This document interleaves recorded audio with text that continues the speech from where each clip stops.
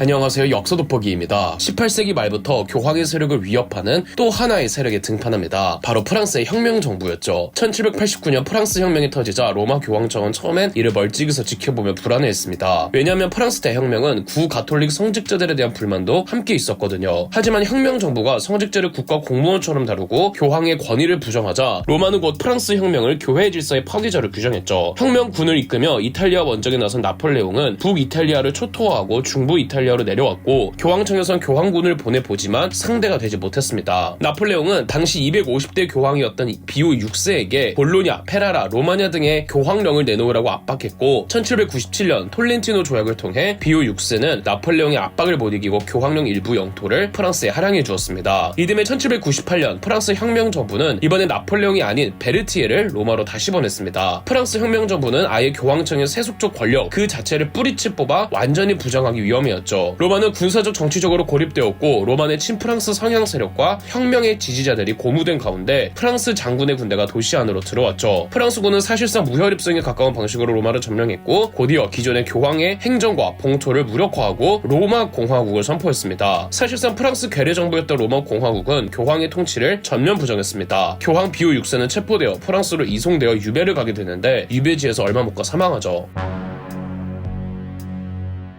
한편 로마를 장악한 로마 공화국은 프랑스 혁명 헌법을 본뜬 제도를 도입해 교황청 행정을 해체하고 세속 관료 체계를 세웠습니다. 수도원과 교회 재산은 대거 몰수되어 국가 소유로 전환되었죠. 다만 로마 시민 다수는 강한 가톨릭 신앙과 교황에 대한 존경심을 유지하고 있어서 로마 공화국 정부에 100% 호응하지는 않았습니다. 프랑스군은 치안을 유지한다는 명분으로 주둔했지만 실제로는 재정 수탈과 미술품 약탈을 계속해 민심을 더욱 악화시켜 나가 프랑스군에 대한 불만도 많았고요. 1799년 프랑스에서는 나폴레옹이 통령으로 취임하였습니다. 이에 프랑스 혁명 정부를 무너뜨리기 위한 대프랑스 동맹이 다시 체결되어 제2차 대프랑스 동맹 전쟁이 시작하였습니다. 대프랑스 동맹군은 우선 이탈리아를 프랑스로부터 해방하기 위해 나섰고 나폴리 왕국과 오스트리아 연합군이 로마 공화국을 공격했습니다. 프랑스군이 로마 공화국을 수호하기 위해 싸웠지만 프랑스군은 결국 로마에서 철수했고 끝내 로마 공화국도 무너지게 되었습니다. 로마 공화국을 지탱하던 군사력과 행정력이 동시에 사라지면서 도시는 급격한 무정부 상태에 가까운 혼란에 빠졌습니다. 가장 먼저 표출된 것은 친프랑스 혁명 세력에 대한 보복으로 공화국 행정에 협력했던 관리, 지식인, 시민 지도자들이 체포되거나 추방되고 일부는 사적으로 폭행과 약탈을 당했죠. 오랫동안 억눌려 있던 교황 지지 성향의 민중과 성직자 집단은 혁명 상징물을 파괴하고 공화정 의례와 제도를 즉각 폐기했으며 몰수되었던 교회 재산을 되찾기 위한 충돌도 빈번하게 일어났습니다. 이러한 혼란과 보복은 질서 회복을 위한 안정적 권위의 필요성을 로마 시민들에게 각인시켰고 교황이 다시 와야 한다는 필요성을 느끼고 있었죠. 로마는 여전히 전쟁과 권력 공백 속에 있었고 프랑스군의 재침 가능성도 배제할 수 없는 상황이었습니다. 교황이 없는 상태에서 교황 선출 선거를 로마에서 여는 것은 현실적으로 불가능했으며 프랑스 혁명 정부의 영향권 밖에서 안전하게 추기경들이 모일 장소를 찾는 게 급선무가 되었습니다. 그 결과 선택된 곳이 베네치아였는데 당시 베네치아는 나폴레옹에 의해 공화국으로서의 독립은 잃었지만 오스트리아 제국의 보호 아래에 있어서 이 프랑스의 직접 통제를 받지 않는 비교적 안전한 도시였죠. 1799년 말 유럽 각지에서 살아남은 추기경들이 베네치아의 산 조르조 마조레 섬에 모여 프랑스에 강경하게 맞설 인물을 뽑아야 한다는 입장과 현실적으로 프랑스와의 타협과 외교가 가능한 인물이 필요하다는 입장에 첨예하게 대립하는 가운데 중도 성향을 띠던 비오 7세가 251대 교황으로 선출되었습니다. 비오 7세는 즉시 로마로 갈 수 없는 상황에서 베네치아에서 대관식을 치렀고 이후 전쟁 상황이 정리된 뒤 로마로 귀환해 붕괴 직전까지 몰렸던 교황청을 외교와 인내로 재건하는 역할을 맡게 되었죠. 하지만 프랑스의 나폴레옹은 유럽 전역으로 패권을 확대하고 있었고 나폴레옹은 황제를 꿈꾸게 됩니다. 이런 분위기에서 교황이 프랑스와 적대한다는 건 너무 위험해 교황 비오 7세는 무엇보다 프랑스와의 관계 정상화를 최우선 과제로 삼았습니다. 끝내 1804년 나폴레옹은 황제에 등극했고 서로마 제국과 프랑크 왕국 그리고 신성 로마 제국의 관례를 따라하고 싶어했던 나폴레옹은 비오 7세 교황을 파리로 데려와 황제 대관식을 거행했습니다. 그러나 이후 나폴레옹이 이탈리아와 교황령에 대한 지배를 강화하면서 양자의 관계는 급격히 악화되었죠. 1809년 나폴레옹은 교황령을 프랑스 제국에 병합했고 비오 7세는 이에 항의하자 나폴레옹은 군사들을 로마로 보내 비오 7세를 체포하여 여러 지역으로 유배 뺑뺑이를 돌립니다. 유배 기간 나폴레옹은 교황에게 프랑스 교회 정책에 대한 승인과 양보를 강요했지만 비오 7세는 굴복하지 않고 끝까지 교황권의 원칙을 지켰습니다. 나폴레옹이 몰락하자 1814년 비오 7세 교황은 석방되어 로마로 개선했고 교황령은 복원되었죠. 그는 귀환 직후 예수회를 공식적으로 부활시키며 전 세계 선교 활동을 재개하고 교황청의 네트워크를 재건했습니다.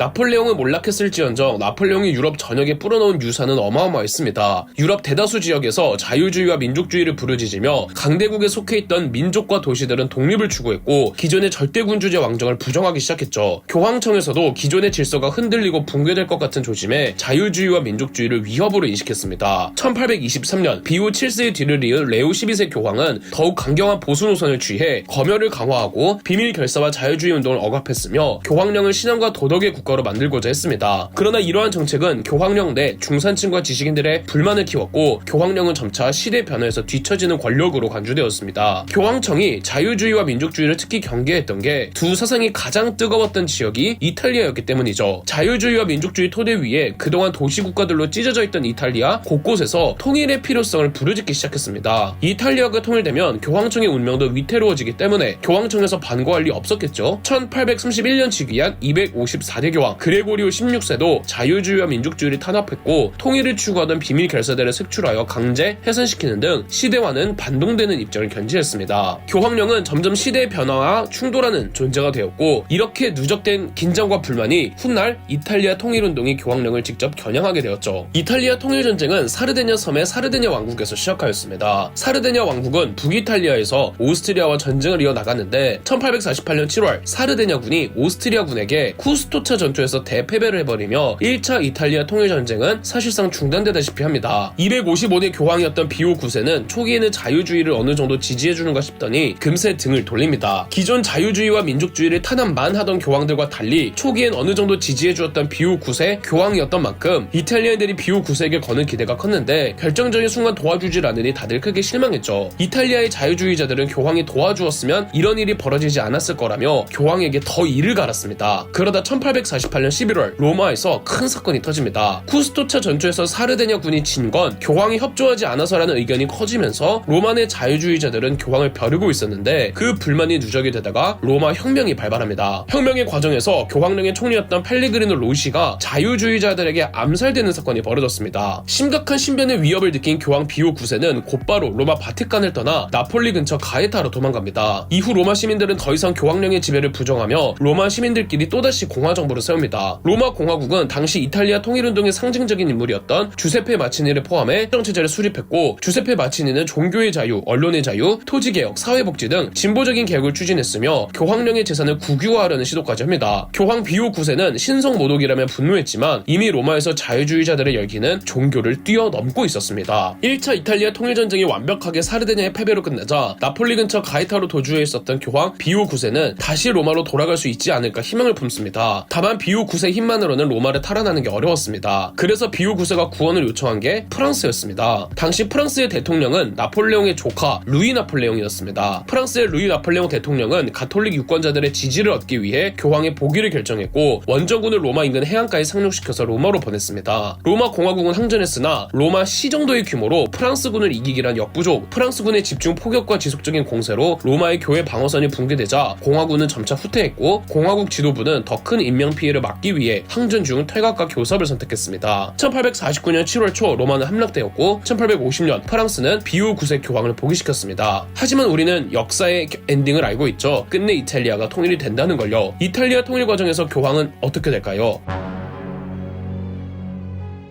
1859년부터 사르데냐 왕국은 이탈리아가 통일되면 사르데냐 왕국의 일부 영토를 프랑스에게 주겠다는 조건으로 프랑스를 자기 편으로 만들며 제2차 이탈리아 통일전쟁에 나섰습니다. 사르데냐 왕국 혼자서 오스트리아를 상대로 이기긴 어려웠지만 프랑스가 함께하면 상황이 달랐습니다. 사르데냐군과 프랑스군 연합군은 솔페리노 전투에서 오스트리아를 상대로 큰 승리를 거둡니다. 이 전투를 기점으로 이탈리아 통일에 기대를 거는 이탈리아의 도시국가들이 생겨납니다. 토스카나, 파르마, 모데나, 로마냐 등 이탈리아 반도 중부 지역의 도시국가들이 자발적으로 사르데냐의 병합을 자청해왔습니다. 이탈리아 중부지역 도시들은 교황령과도 직접적으로 맞닿아 있었기에 교황 비오 9세는 매우 당황했죠. 교황 비오 9세가 더 크게 당황할 일이 있었습니다. 사르데냐 왕국과는 별개로 이탈리아 통일 비밀 결사대를 동원하며 게릴라전을 펼치던 가리발디가 붉은 셔츠단이란 민병대를 조직하고 이탈리아 남부 나폴리와 시칠리아를 상대로 싸우고 있었습니다. 비록 나폴리와 시칠리아가 당시 스페인의 지배를 받고 있었지만 그 주민들은 전부 가리발디의 붉은 셔츠단에 호응했고 1860 1860년 5월 가리발디의 붉은 셔츠단은 시칠리아를, 9월엔 나폴리에 무혈입성합니다. 이탈리아 남부를 다 차지한 가리발디는 시칠리아 섬과 나폴리 왕국령을 전부 사르데냐 왕국에 바치기로 하죠. 시칠리아인들과 나폴리인들 역시 주민투표로 모두 사르데냐 왕국에 병합되는 걸 찬성합니다. 그렇게 1861년 바야흐로 이탈리아 통일왕국에 수립되었습니다. 1866년 프랑스와 오스트리아 사이에 전쟁이 발발하자 이 틈을 놓치지 않고 사르데냐 왕국은, 아니 이탈리아 왕국은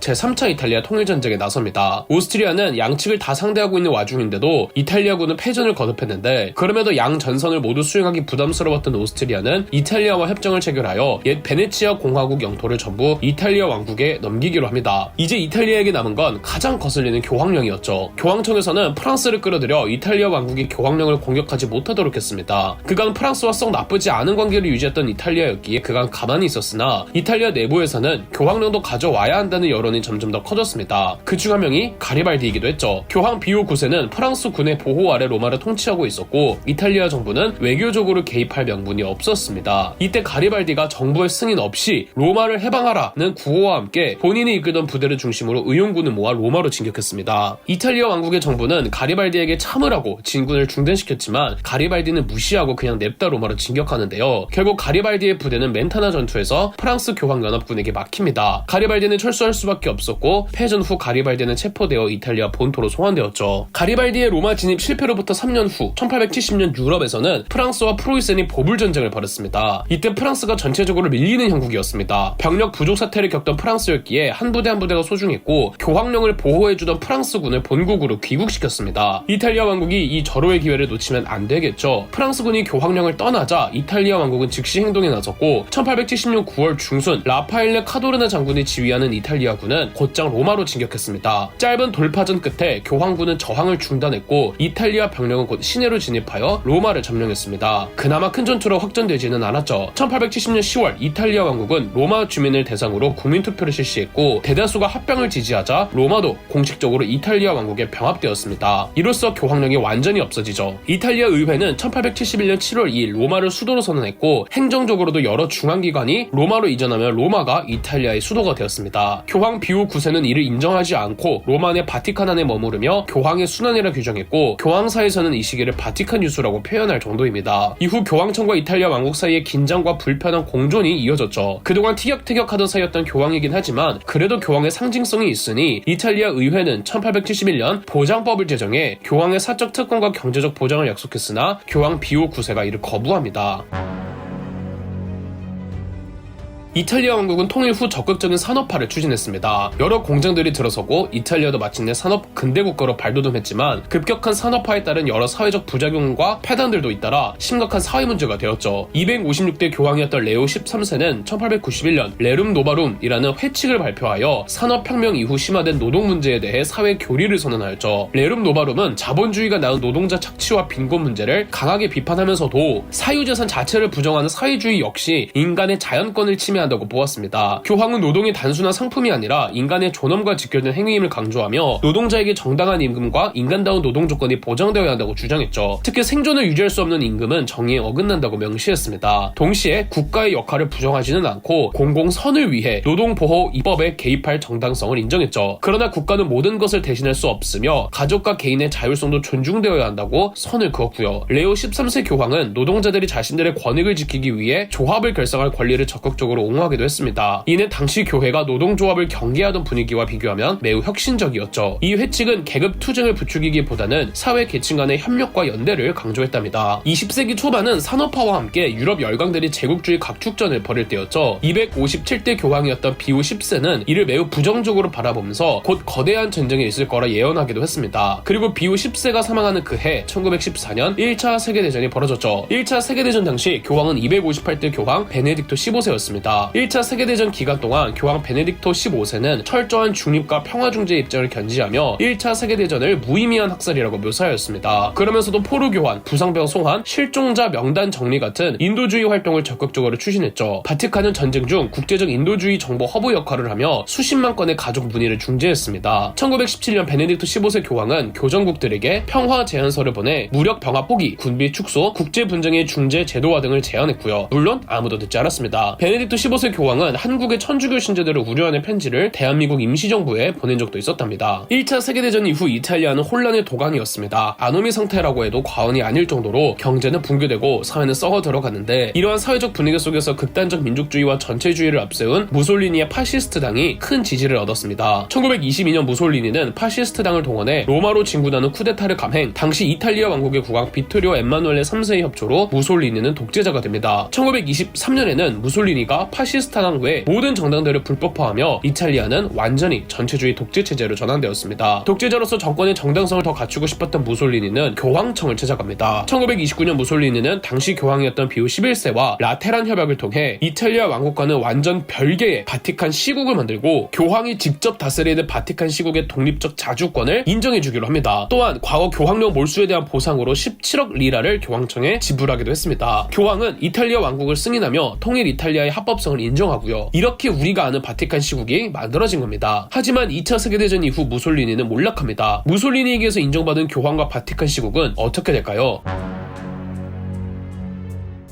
무솔리니와 협약을 맺어 바티칸 시국을 만들어낸 259대 교황 비오 11세는 2차 세계대전이 발발한 그 해에 사망했습니다. 그리고 선출된 260대 교황은 비오 12세였는데 2차 세계대전 이후 무솔리니가 몰락하자 교황청과 바티칸의 정당성이 흔들렸을 수도 있겠지만 전후 혼란스러운 사정을 감안해서인지 이탈리아 정부는 무솔리니와 교황청 간에 맺은 라테란 협약을 계승하여 바티칸 시국의 존재를 계속 인정해 주기로 합니다. 교황 비오 12세도 교황으로서 도덕적 의무를 행하며 비판받을 여지를 없앴습니다. 전쟁 직후 교황 비오 12세는 정치적 중립성과 인도주의를 강조하며 바티칸을 냉전기의 도덕적 중재자가 되도록 했으며, 특히 공산주의에 대한 강한 비판과 기독교적 가치 수호를 통해 서유럽과 미국 진영에서 교황청은 신뢰할 수 있는 반공 도덕 권위로 인식되었고, 이는 오히려 전후 국제 질서 속에서 교황권의 영향력을 확대시키는 계기가 되었죠. 또한 전후 교황청은 바티칸 시국을 주권을 가진 초소형 국가이자 초국가적 종교 중심이라는 이중 정체성을 적극 활용했습니다. 유엔에는 정식 회원국이 아닌 옵저버로 참여했지만 국제 분쟁, 인권, 난민 문제에 대해 발언권을 확보했고, 이는 바티칸이 파시즘의 유산이라는 이미지를 희석시키는 데에도 효과적이었죠. 오히려 전쟁의 참상을 겪은 세계에서 교황청은 이념 국가가 아닌 양심의 기관으로 이미지를 구축하였죠. 그러던 중 1962년부터 1965년까지 진행되었던 제2차 바티칸 공의회가 교황청과 가톨릭 교회의 성격을 근본적으로 전환시켜 놓았습니다. 1958년 즉위한 261대 교황 요한 12세는 냉전과 세속화가 심화되는 현실 속에서 교회가 더 이상 중세적 권위와 방어적 태도에 머물러서는 안 된다고 판단했고, 시대에 맞춘 쇄신, 이른바 아조르나멘토를 기치로 1962년 공의회를 소집했습니다. 교황청이 현대 세계와 어떤 방식으로 관계 맺을 것인지를 재정의하고자 함이었죠. 제2차 바티칸 공의회 핵심 성과는 교회를 닫힌 제도적 권력이 아니라 세상 속에 존재하는 공동체로 규정했다는 점입니다. 미사는 라틴어 일변도에서 벗어나 각국 언어로 집전될 수 있게 되었고, 평신도의 역할이 신학적으로 명확히 인정되면서 교황과 성직자 중심의 수지적 구조는 완화되고 하느님의 백성이라는 공동체적 개념이 강조되었습니다. 이제 교황청은 법적 군주적 권위에서 도덕적 영적 권위로 전환한 거죠. 제2차 바티칸 공의회로 교황청의 국제적 위상도 달라졌겠다. 교황청은 냉전체제 속에서 노골적인 반공 정치 행위자라기보다는 전쟁과 핵무기, 인권 문제에 대해 보편적 윤리를 제시하는 존재로, 262대 교황 바오로 6세는 유엔 총회에서 직접 연설하며 전쟁은 더 이상 수단이 될 수 없다며 교황청은 앞으로 국제 도덕을 중지하는 행위자가 되겠다고 선언했죠. 263대 교황 요한 바오로 2세 시대에 이르면 세계와의 대화를 외치며 적극적인 순방 외교와 상징 정치로 확장시켰고, 특히 동유럽 공산권 붕괴 과정에서 교황청의 도덕적 영향력이 실제 정치 변동에까지 미칠 수 있음을 보여주었습니다. 이 시기 교황청은 군사력이나 경제력이 아닌 상징, 언어, 연대의 힘으로 국제 질서에 개입할 수 있는 독특한 행위자로 확고히 자리 잡았죠. 21세기에 들어서 교황청은 세속화, 종교 다원화, 교회 내부의 성추문 문제 등으로 심각한 문제에 직면했지만 교황청에서 나름의 노력을 이어나갔습니다. 265대 교황 베네딕토 16세는 신학자 출신답게 가톨릭의 교리를 신학적으로 재정비하고 종교의 혼란스러움을 정리하기도 했습니다. 얼마 전에 타계하신 266대 교황 프란체스코는 빈곤, 환경, 난민 문제를 전면에 내세워 교황청의 도덕적 발언 영역을 한층 확정했고요. 그리고 지난 2025년 프란체스코 교황 사후 레오 14세 교황이 267대 교황으로 콘클라베를 통해 선출되었습니다. 레오 14세 교황은 세계 곳곳에서 대두되는 정치적 민족주의, 불평등, 이주민 문제, 전쟁에 대해 비판적인 입장을 표명했고, 특히 강경한 이민 정책이나 인권 문제에 대해 강한 도덕적 목소리를 내고 있다. 있답니다. 다만 오늘날 가톨릭은 아무래도 역사가 깊은 만큼 변화에 소극적일 수밖에 없는데 새로운 윤리와 도덕 기준의 변화에 맞춰 빠르게 바뀌지 못하는 만큼 시대착오적이라는 비판을 받고 있으며 또한 전 세계적으로 벌어지는 성직자들의 잘못들을 또 은폐했던 과오들도 있죠. 바티칸 은행 스캔들, 불투명한 자금 운용, 내부 권력 다툼 등의 문제도 불거진 바 있었고요. 무엇보다 국제사회 목소리를 내는 건 박수받을 일이지만 딱히 실속이 없다는 겁니다. 교황청의 국제적 발언이 때로는 도덕적 선언에 그쳐버리는 거죠. 전쟁, 난민, 기후위기와 같은 문제에 대해 강력한 언어를 사용하지만 현실 정치에 미치는 영향은 제한적이며 너무 지나치게 이상주의적이다라는 평가를 받는 거죠.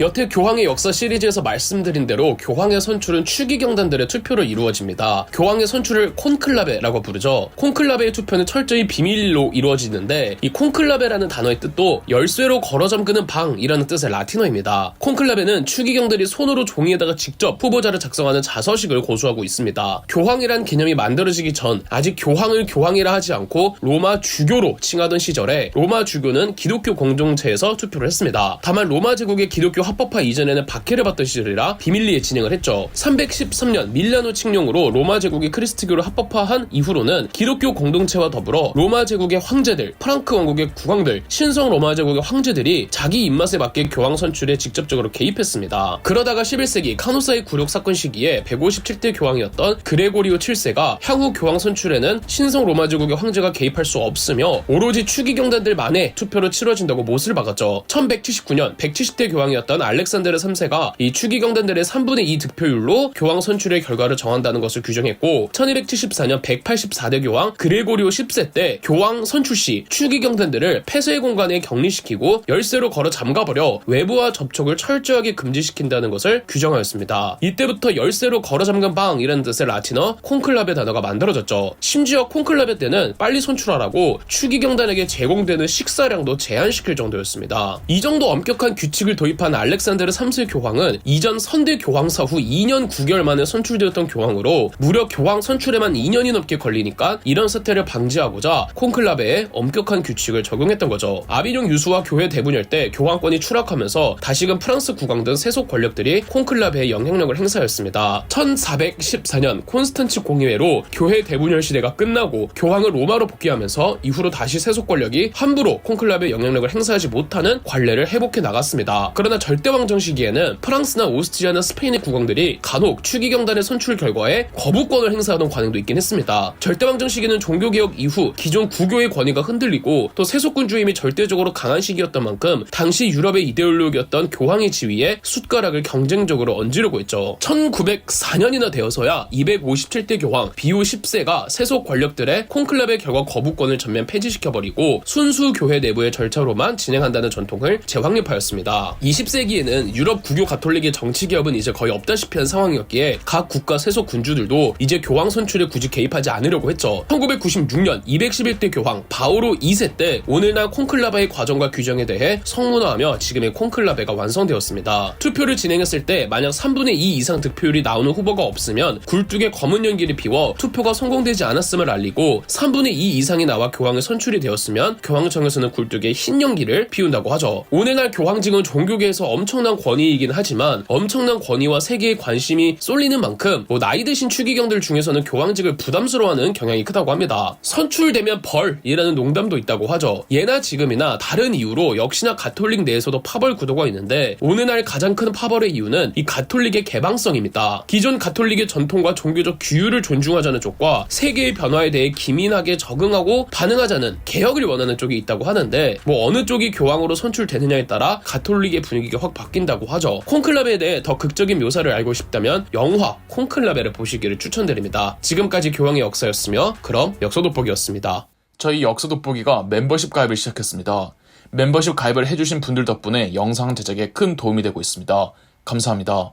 영상 재미있으셨다면 구독과 좋아요, 알림 설정까지 해주시면 감사드리겠습니다.